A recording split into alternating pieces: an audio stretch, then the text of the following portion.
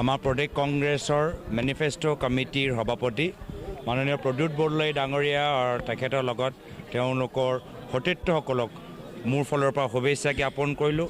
এটা সুন্দৰ আৰু খুব যথেষ্ট বহল আজি তেওঁলোকে এটা document vision Congress vision document সংকল্প এটা ইস্তিহাৰ আজি তেওঁলোকে প্ৰকাশিত কৰিবলৈ সক্ষম হৈছে।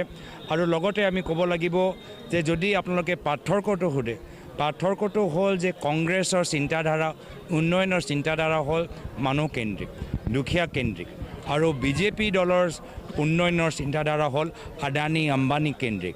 আজি হিমন্ত বিশ্ব শৰ্মা ডাঙৰীয়া এই BTR কাউন্সিল যোগেদি আজি UPPL হওক বা BPF হওক স্থানীয় মানুহৰ মাটি আদানী আম্বানী আৰু পতঞ্জলীক চম্ভালিবলৈ বিচাৰিছে।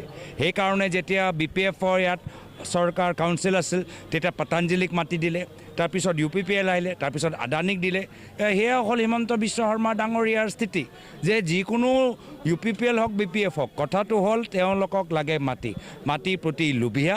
সেইকাৰণে আমি কওঁ এই বিজেপি দলৰ ভিতৰত গৰু চোৰো আছে, বুট চোৰো আছে আৰু মাটি চোৰো আছে।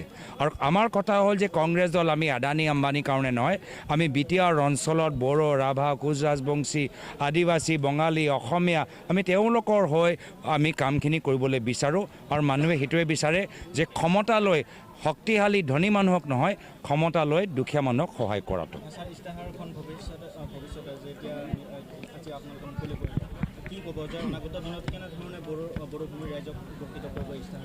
চাওক, এতিয়া তিনিটা মূল সমস্যা।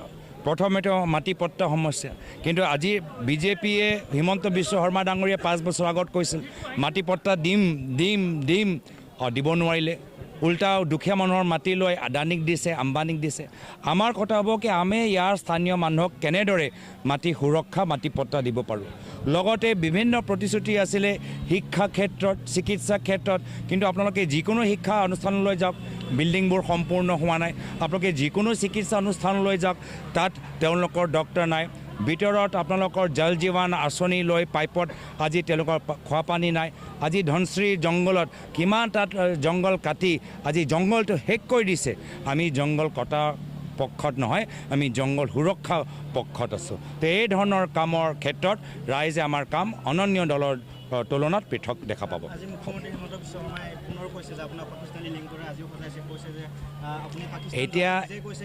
এতিয়া তেওঁৰ কথাৰ ওপৰত কোনো বিশ্বাস নকৰে।